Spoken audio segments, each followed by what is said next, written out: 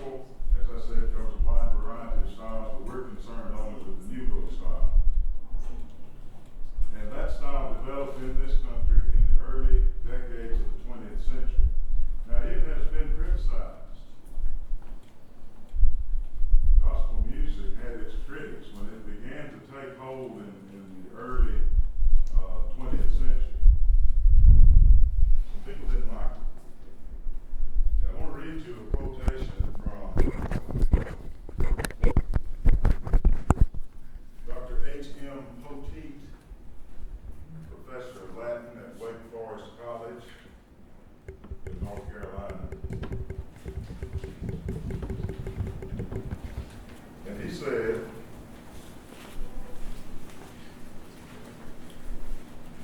this music is a musical challenge that detracted rather than aided the worship experience. Poteet found objectionable the very challenge that singing convention adherents loved. The gymnastic contortions of the bass, death-defying gyrations for the tenor, peripatetic circumambulations for the alto, and all this while the soprano bravely pegs away at the tune. And to some people, that's what gospel music sounds like. You got a few people bravely pegging away at the tune while everybody else is doing something.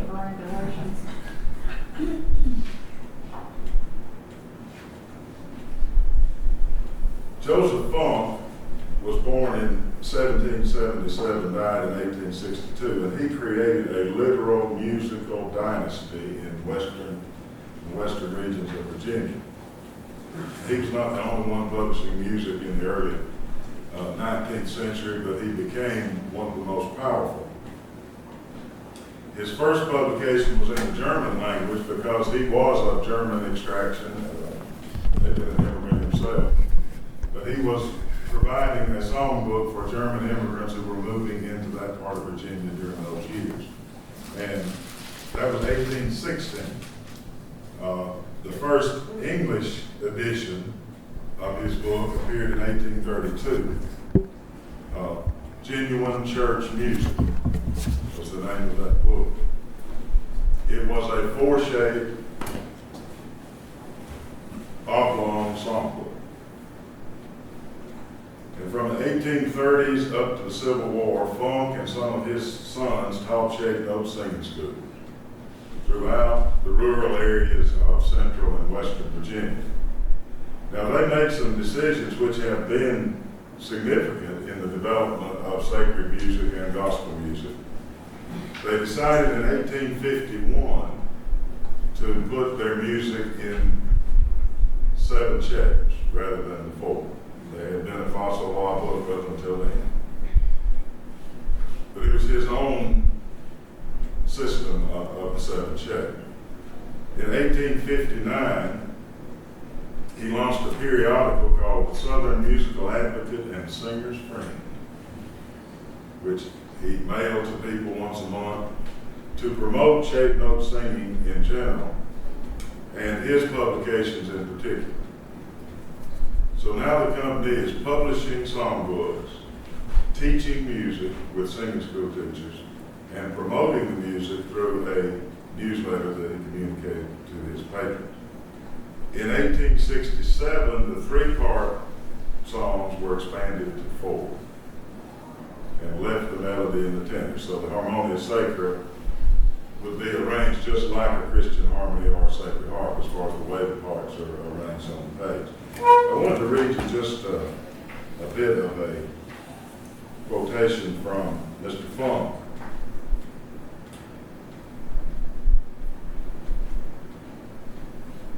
For these reasons, we shall not advocate special choirs of the select few, but choirs composed of the whole congregation, who may desire and have the capacity to take part in the service. Singing will never have its legitimate influence in the church in strengthening and encouraging the Christian in his devotions and in awakening the sinner from his death-like slumber. until the congregation can unite their voices in singing, not only psalms and hymns of praise and devotion, but in pealing forth the grand and solemn anthem. This anticipated result is not a mere chimera of the fancy. We look forward with confidence to the day when Christians generally will be awakened to the importance of musical cultivation and training, and when all Christians may unite in praising God with their melodious voices. Amen. I have said similar things, not so eloquently, for a long time. That is a great need in our churches today, is for congregational singing. In too many places, it's all the singing is done by a choir, by praise teams, bands, and the congregation rarely sings anything at all. And that was his motivation in going into the music business in the first place. Not only to make money, but he had this goal of, he wanted people to be able to sing so that they could sing in church. Aldine S. Kiefer was born in 1840 and lived to 1904. He was the grandson of Joseph Funk. Aldine Kiefer's father, and he was born in Missouri, but his father was a singing school teacher, and he died in 1847. So Aldine's mother moved the family back to Virginia and moved in with her father, Joseph Funk. This placed Aldine Kiefer in his grandfather's household, surrounded by this musical activity. He quickly showed himself to be adept at music, immersed himself in that world. And later, with his friend and brother-in-law, Ephraim Rubush, took over the business. By the late 1850s, the two young men were a successful teaching team. The Civil War interrupted their progress. And it's interesting to note that these men who were friends, brothers-in-law, business partners, one enlisted in the Union Army, the other, Kiefer, in the Confederate Army. So they were on opposing sides in the Civil War. But that did not break up the friendship or the relationship. Joseph Funk died in 1862 during the war, and Kiefer, along with his brother and two uncles, reorganized the company and launched the Musical Million and Singers Advocate. Following up on his grandfather's publication, he's putting out a newsletter. 2 years later, the company was reorganized again and called Rubush Kiefer Company.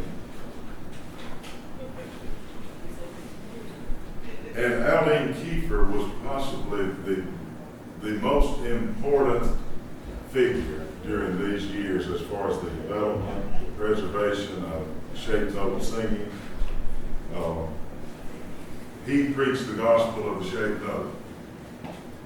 And he was dedicated to that cause, even though he was also a businessman like his grandfather. But his goal in life was to see, he called his paper the Musical Million. He wanted to touch 1 million people with his ideas about shaped note singing. In 1876, he made a decision to change from his grandfather's shaped notes to the Aiken system, which is the same system that is now in the Christian harmony. And that only leaves the Harp of Columbia and the harmonic circle, which is still used in a very limited area, that have other systems of notes than the Aiken system. During this period, Kiefer added something to his grandfather's business plan. Not only did he have singing school teachers, a publishing house, and a newsletter, he opened a normal school. What's a normal school? Training teachers. This was the Virginia Normal School of Music. And the purpose of that was to train teachers. Now, if you're going to sell songbooks, you need to have people who are able to read the music. And for them to read the music, they've got to have teachers who are qualified to teach. So they opened the normal school for that purpose. This was a 4-week school featuring teachers who specialized in various aspects of music. Now, when we think of a singing school, we think of going to a school. Robert Kelly's going to teach an hour, 2 hours, 3 hours, or somebody else is going to do it. This was going to a school where there were several teachers. You went for 4 weeks, and you had time enough and specialization enough for them to really learn some music. In 1877, let me go ahead about the school. The first principal of that school was B.C. Unseld, who had been a teacher at the New England Conservatory in Boston. He was a well-known, well-educated, well-respected musician, and Kiefer lured him to Virginia to take over his normal school.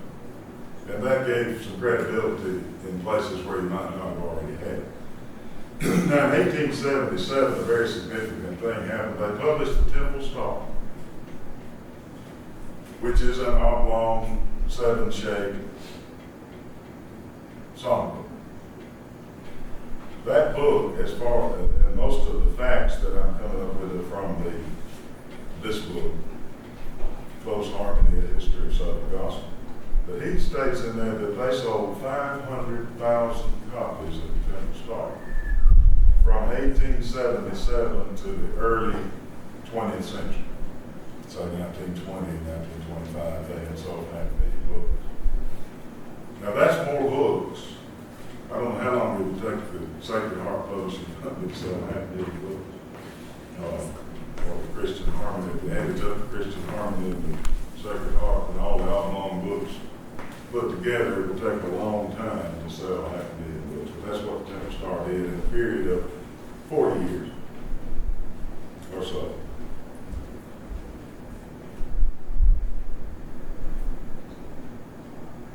Now, one of the most promising graduates of the Virginia Normal was A.J. Showalter, 1858 to 1924.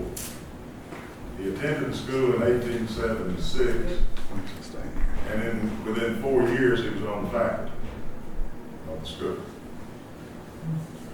Showalter was a great-great-nephew of Joseph Funk. We're still in the same family. Joseph Funk, Alvin Kiefer, a grandson, A.J. Showalter, a great-great-nephew. In 1884, Showalter moved his family to Dalton, Georgia. Anybody know where Dalton, Georgia is? Not far from Chattanooga, Tennessee.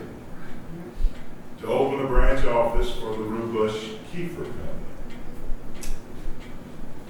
But not long after he got there, he broke with Rubush Kiefer and formed his own business. His first songbook, Good Tidings, was published in 1884. The company was actually incorporated in 1890.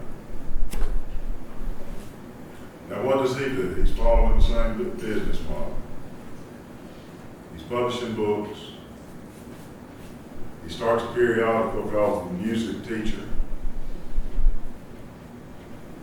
And he sets up a normal school in 1885. By the early 20th century, there were 3 branch offices, one in Dallas, Texarkana, and Chattanooga. By 1904, he had sold close to 2 million copies of a total of 60 different songbooks. Showalter was one of the pioneers. Now, there were other companies. I'm focusing on him because he's in a direct line with Kiefer coming down to the gospel music. But he was probably the dominating force for a while. As Rubush Kiefer waned, he got bigger and started his own normal school. Now, James D. Vaughn would come to him 1864 to 1941. Born in Giles County, Tennessee. And here's a connection to Walker. His mother's family were avid devotees of the Southern Harmony, the Four-Shaped book, which was a predecessor of the Christian Harmony. He did not study four-note music as far as I know. He may have as a child, but as a teenager he attended shape-note singing schools, and within a few years was teaching his own seven-shape schools.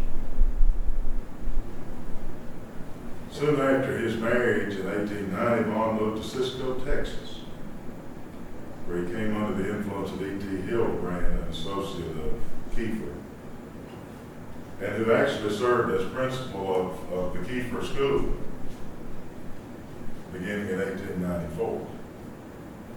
Now this is important. James D. Vaughn never worked for Rube Kiefer, but he knew this guy. He was familiar with the family, probably had personal contacts with some of them. Named one of his sons Glenn Kiefer Vaughn. So that shows you the respect he had for Kiefer and the music that he was publishing. But they had a disaster in Texas. A tornado blew their home away, and he moved the family back to Tennessee and went to work as a school teacher.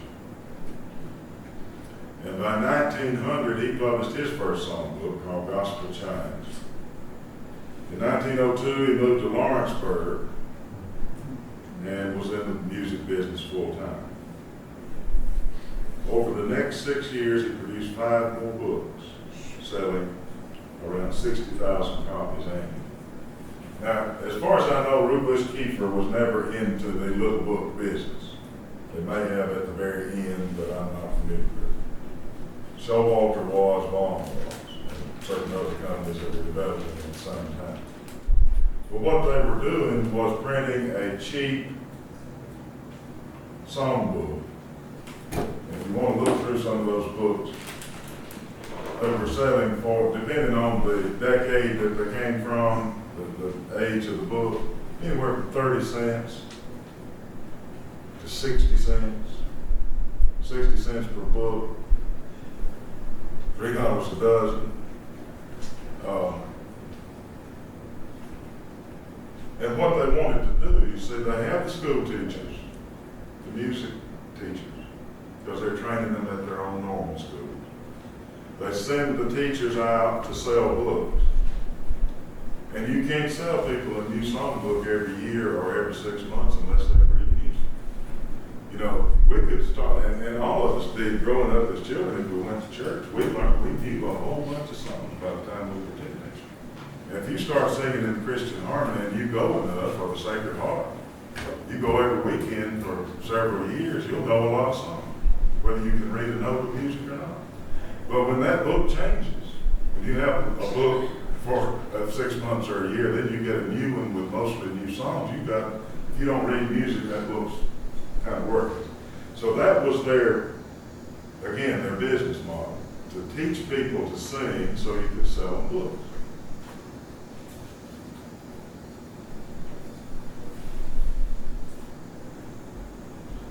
He made a great decision in 1910, Vaughn did. He sponsored a traveling quartet. By this time, there were quite a few singing conventions using different publishers' songbooks. And he sent this quartet out, and they would simply volunteer to sing at a singing convention. And they would book themselves into singing. They were just traveling on the road as a professional singing group, on paper. And they would go and sing, and guess what? They sold a lot of songs. People liked it. And by the 1920s, he had as many as 16 quartets on the road at the same time, traveling all over the South in particular, singing and selling songs. It was interesting to me that the first quartet that he had that went on the road was a male quartet. In the beginning, they were all male quartets. Later on, they developed to the point that they had female trios and mixed groups traveling. But his first quartet, he had 4 men. They sang the songs out of the book as written. They didn't do arranging and putting things in that weren't there. But they sang the bass, or the soprano, or the lead. The alto was sung in the male octave, then the tenor, and the bass. So originally, the original Vaughn quartet, and this continued for a couple of years, simply sang, it was a male quartet all singing in the same octave. Then they got the idea how much more exciting would it be if that alto singer sang in the women's octave. So they found people who could sing very high or had a really good falsetto. And they took over the alto part. And then it became fashionable to see who could have the high. They called them first tenors. They no longer called the alto. It was the first tenor. Who could have the highest first tenor and the lowest bass singer? That became sort of something. Well, I used to keep up with that. I was really amazed at what some of those guys could do. Who was the lowest bass singer? J.D. Sumner. J.D. Sumner. I'll tell you a little story. He's passed away now. I'm not getting too disrespectful. I had a business in Fort Payne, South Carolina. I had a young man working for me who was an accomplished guitarist. And he got a job, he quit me to take a job with Jeff and Sherry Easter. You ever hear them? They're a gospel group. And he came back to see me one time. He'd been on the road with them, and they'd been traveling with J.D. Sumner and his Spanish quartet. And he said, you know, J.D. Sumner, that's the foulest night on me I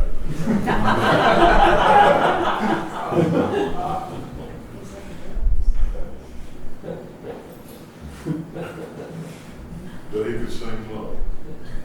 My dad used to say, when you hear somebody can sing real low like that, he said, I know you got bad breath. But the quartets, this was Vaughn's first innovation to get the model was already set up with the newsletter, the singing schools, the normal schools, the publishing, and all that. He puts the quartets on the road. And in 1922, he started a radio station. So things are, the technology is advancing. He had one of the first radio stations in the state of Tennessee. It was low power, but eventually he got enough power that he could cover most of the country. You know, back in the old days, even I can remember when we would sit in Fort Payne, Alabama, and listen to KDKA in Pittsburgh or KMOX St. Louis. WLX Chicago. WLX Chicago. Who was old boy used to be on at night? Big Beyondy. Beyondy, and then Art Roberts. That's one I used to listen to.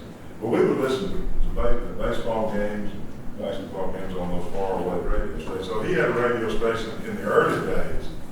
It was low power, but the way it was set up, he could reach a lot of people with his gospel music. That's what he played. He also started about the same time the Vaughn Phonograph Record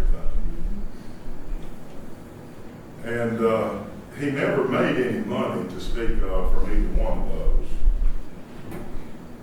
His radio station was not a commercial. He wasn't licensed to sell advertising, so he was just using it to advertise his own products. And both of these enterprises lasted into the late 1930s. Of course, you know what was happening in the 1930s, the Great Depression. And so a lot of businesses didn't make it during those years. But we'll move on now to Virgil Old Stamps, 1892 to 1940. Grew up in Upshur County, Texas. Attended singing school beginning in 1907 and soon was teaching. In 1914, guess where he went? Lawrenceburg, Tennessee, to attend the Vaughn Normal School. In 1915, he became a traveling representative of the Vaughn Company in Texas. Now, Texas was the most fertile ground for gospel music in these early days. Of course, it was a fast-growing, larger population than the states in the deep south. But he got the management job at the office in Templeton, Texas, moved the office to Jacksonville, and D.O. Stamps built the most successful branch office of the Vaughn Company. He was the star of the Vaughn outfit. So what does he do? You can guess. He left Vaughn in 1924 and formed his own company.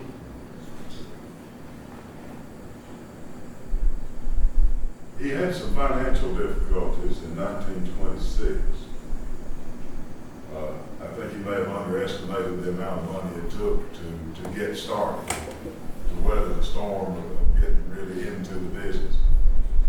And he needed money, and he turned to his friend, J.R. Baxter, 1887 to 1960, who was running Showalter's branch office in Texarkana, Texas. So you now got Stamps running out on Vaughn, Baxter running out on Showalter to form the Stamps-Baxter Music Company. Now, J.R. Baxter is a particular interest to me. I'm not going to talk a lot about it, but he's from Fort Payne, Alabama, which is where I grew up. Actually, he didn't live in the city limits of Fort Payne. He lived in Lebanon, Alabama, which is 3 or 4 miles, 5 miles south of Fort Payne, but his address would have been rural route so-and-so, probably rural route 5, Fort Payne, Alabama. He lived there. And that's where he grew up. And as I say, he became affiliated with A.J. Showalter's business. You see, Dalton, Georgia is not far from Fort Payne, Alabama. So for him to go from Fort Payne to Dalton, well, that's a trip.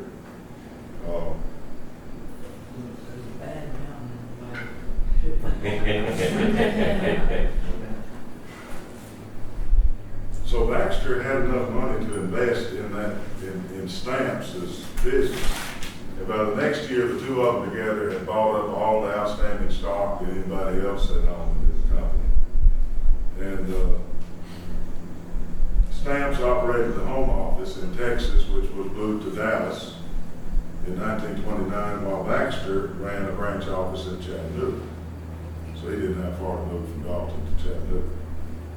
They started, now they do the same things all these other companies did. They started Stamps Baxter News in 1927. And Stamps Baxter became the most prominent name in all of gospel music as far as publishing. They were able to lure away some of Vaughn's better quartets. They had their own quartets on the road. Lure away some of the songwriters, although the composers and songwriters in gospel music oftentimes published in all the groups. We talked about O.A. Paris a while ago. He had his own company for a while. He published in Stamps Baxter. He had songs in the Vaughn books. He had songs in the Tennessee Music Company and about all the rest of it. But Stamps Baxter was the most successful in getting the better quartets, the better songwriters, and of course they set up normal schools in Dallas and in Chattanooga. And until quite recently, one of those schools was still operating, although under a different name. D.O. Stamps died in 1940. He was only 48 years old. J.R. Baxter took over the business. He moved to Dallas and ran the business until he died in 1960. Baxter's wife took it over. and ran it until she died in about 1973. And then it was sold to Zondervan, and one of the Stamps Baxter books that I have over there, you ever heard of Zondervan Publishing? They bought the Stamps Baxter Publishing Company from Mrs. Baxter or her heirs in about 1974, and it would, then the books would say Zondervan Publishing or Stamps Baxter, a division of Zondervan, something like that in front of the book. They kept it for a while. Sometime in the 80s or perhaps 90s, Ben Spear bought the Stamps Baxter name and company from Zondervan and kept it for a while. And I don't know what the situation, I think it's just fizzled out now. Ben Spear was, you know who Ben Spear was? Or is, he's still alive. The Spear family, very famous singing group from Winston County, Alabama. That's where they originated. Mighty close to where the Densons were from. Yeah, where the Densons were They got guys from. Sure they did. Howard Denson, I used to hear people say, well, Howard Rock did write that song in St. Car. Somebody really boring. If you look at what he wrote in some of the new books, you could say, well, Howard was a good songwriter in the day. But he chose a little different style for most of his compositions. Why would you choose to write gospel songs instead of Sacred Heart or Christian Harmony songs? Money, there's more money. Modern They got paid. fusion. They got paid for the gospel song. There's no dough in Sacred There's Heart. no dough in Sacred Heart. That's what O.A. Parrish said.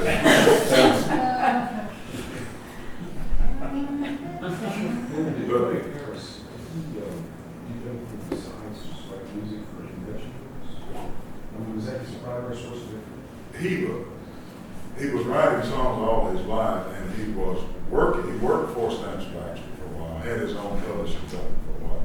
But as far as I know, from the time he was a young man, he didn't ever work at a job outside the music business. Does anybody else have any questions? I'll ask you, have you ever been to a new book singing convention? I have been to one in the last 30 years. Here it is. It's been a long time. The last one I went to was about 4 years ago. But for those of you who don't know how a gospel singing convention, and my memories are mostly from the 1960s, so things could have changed in the last 40 years. But when you went to a new book convention, now, all the ones I went to, I don't think I ever went to one didn't have the current Stamps Baxter book.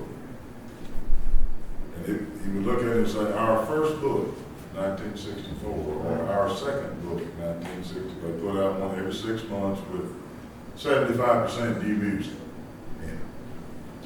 They always had some songs like Amazing Grace and Pass Me Not and Shall We Gather. They were filling in some spaces from page and a half song, Rock of Ages. And they would reprint a few songs from previous editions that were very popular. They had a really good song, everybody loved it from the last year or the year before. They might print it a couple more times in that new book. And then you might have a Vaughn book, and you might have a Tennessee Music Company book. Tennessee Music was operated by Otis McCoy for a long time. He was S.N. Denson's grandson, isn't that right? So there's all these connections among these different styles of music. Sometimes we think that, well, you had your Sacred Heart singers and your Christian Harmony singers and your gospel singers, and they all kept separate. But they really did. They do like we did. You know, go Christian Harmony, Sacred Heart, or whatever we can find. They just like to sing. But when you went to that thing, you had all these song books. We didn't sit in a square, in a hollow square, but the parts were separated. You'd have your lead, not the tenor now. We didn't call it tenor in gospel music. It's the soprano actually, but it's called a lead. Then you would have, I don't remember which side it was, bass and tenor on this side, alto over here, or vice versa. So you didn't have anybody behind the lead. You used to have the piano back here. This is accompanied music. Then you had an arranging committee. Of course, you had a chairman, a chair lady, chairman always back then. And you were called to lead.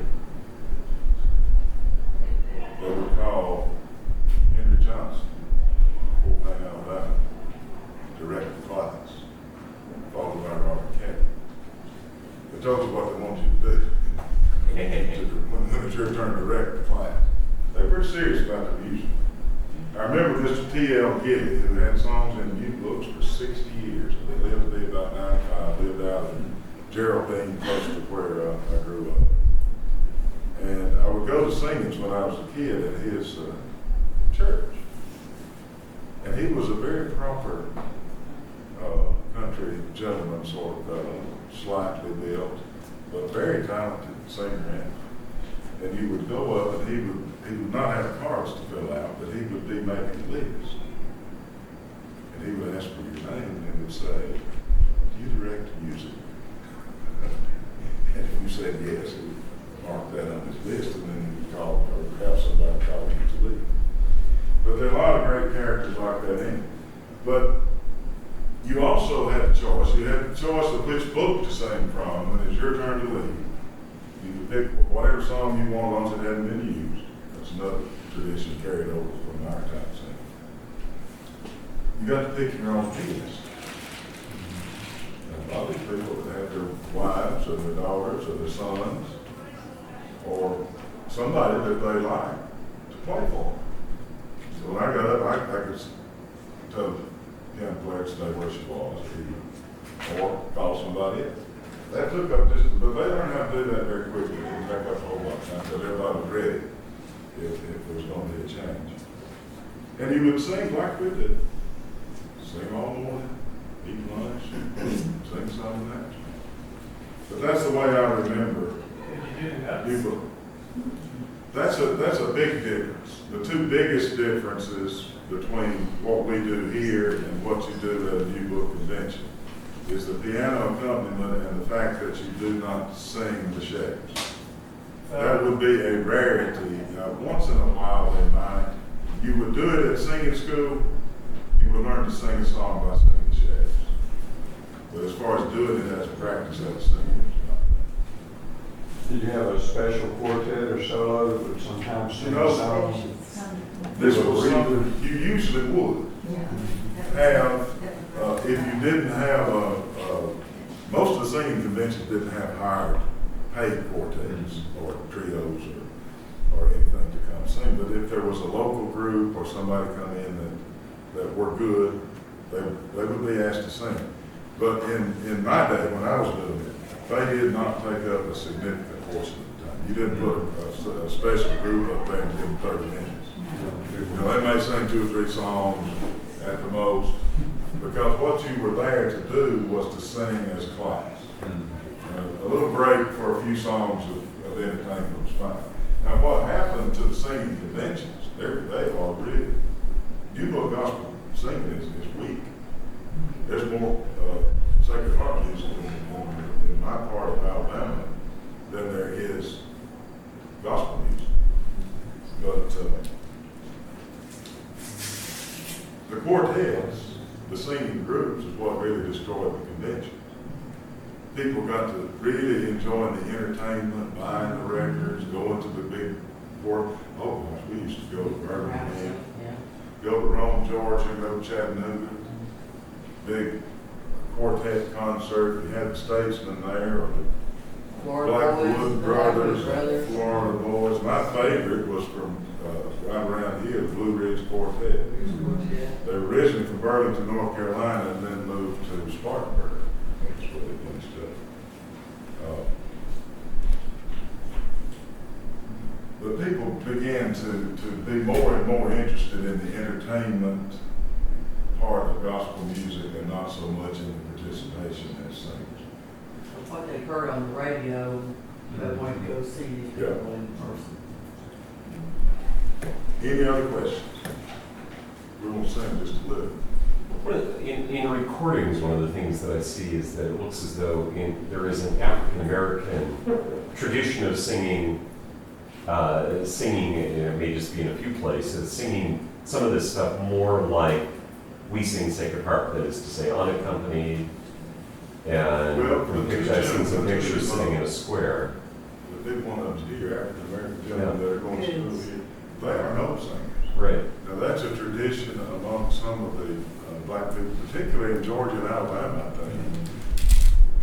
And they get together and they use the new book type gospel music. Maybe the new book, or maybe one is 10 years old, or maybe one is 30 years old, or they may pass out copies of songs. And they sing without accompaniment. They sit in the hall square. They still do that. I've only been to one several years ago in Marietta, Georgia. That's what John was talking about a while ago, if you want a recording of something there. But they sing the gospel songs without accompaniment, sing the notes before they sing the words. But They typically, the ones out there typically sing a little slower than the new book singers with more rhythm. and they get all the cheap shots. And they- Oh, yeah, beat that chorus sometimes 2 or 3 Yeah. times. Let's go. Any other questions? Let's go ahead and get in our parts. And somebody can help me drag this 500-pound boat.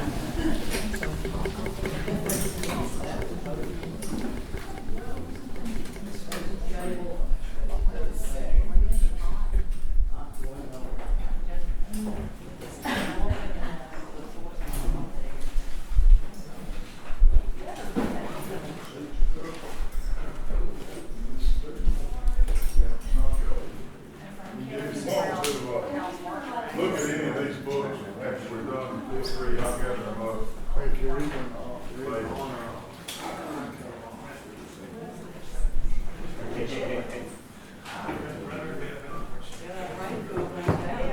Isn't that something notation there? Is that Edward, Tennessee? Oh. This is five. Yeah, I thought it I said. was in college, my sister was in high school. I went to the church that Look year. at there. Linda. I thought I showed you this. I did that all night. I meant to do this before I started the singing. This little booklet, it's 64 pages long, Showalter's Practical Rudiments and Music Reader, revised edition by H.S. Showalter. For sale by the Stamps Baxter Music and Printing Company, Dallas, Texas, Pangburn, Arkansas, and Chattanooga, Tennessee. 25 cents a copy, $2.85 a dozen. This was the rudiments that we studied. It was, this is the 1926. It's copyrighted in 1909. See, Showalter died in 24. But Stamps Baxter bought the rights to this book and may have bought out Showalter altogether before it was over.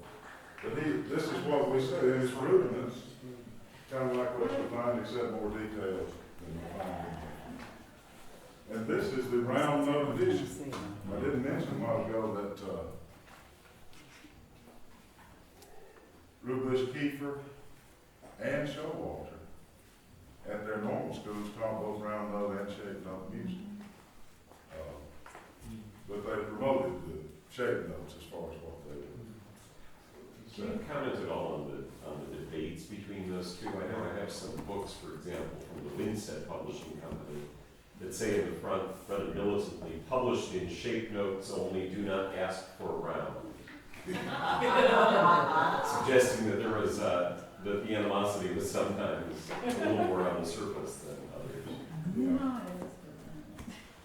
Did you get any sense of that as you were growing up? No, Okay.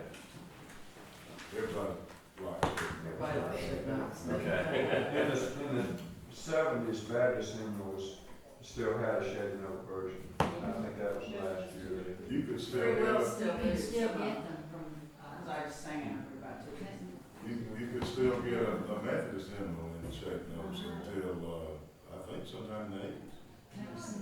I don't think you can anymore. Turn to page 338.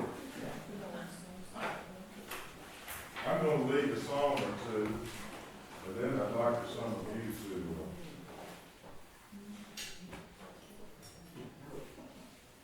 volunteer. Page 338 at the top. Notice that this comes from Genuine Church Music, which was Joseph Funk's publication that became the Harmonious Sacred. And this is an unusual thing in the Christian harmony. This tune's in the book twice. Same range club. 549.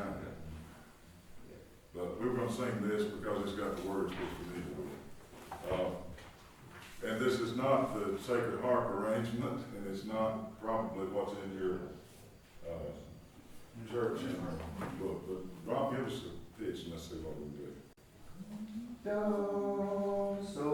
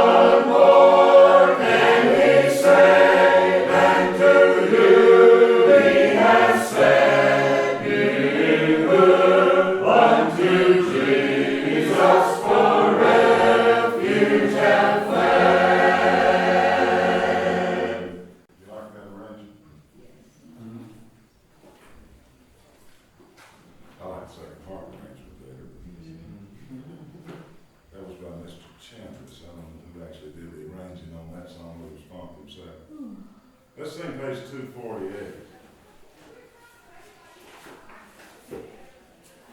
Look who wrote it. D.C. Unseld wrote the music, who was the principal of the Virginia Normal School. A.S. Kiefer wrote the words. You ever seen these? who's in the back of the hair? Let's just sing the words first verse only.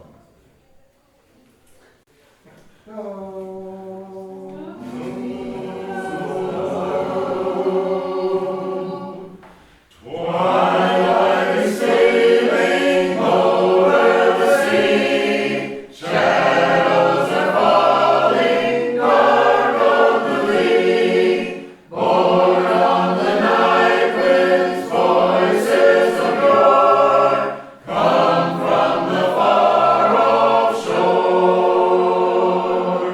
Far away beyond the starlit skies, where the love like never dies, gleameth the mansion filled with delight, sweet happy home so bright.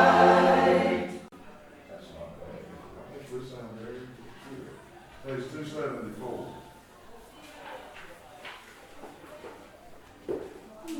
Moving on to the Temple Star by the Keeper Company, Louis Keeper.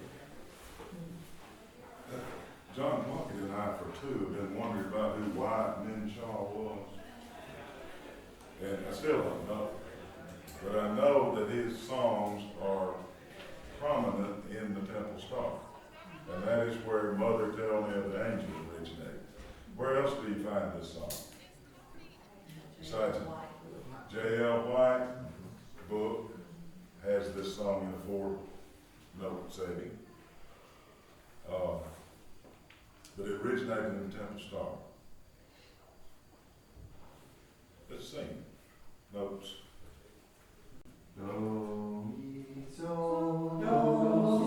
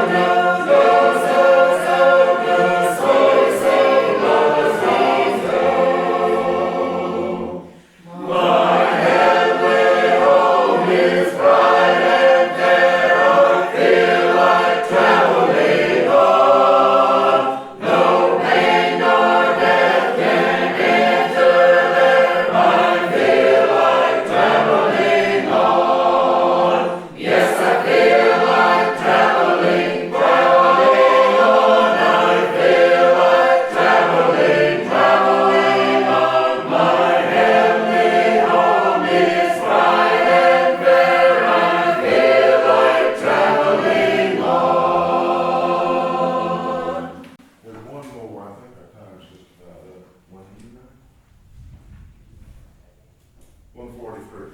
What's on 189? What I want. Show on.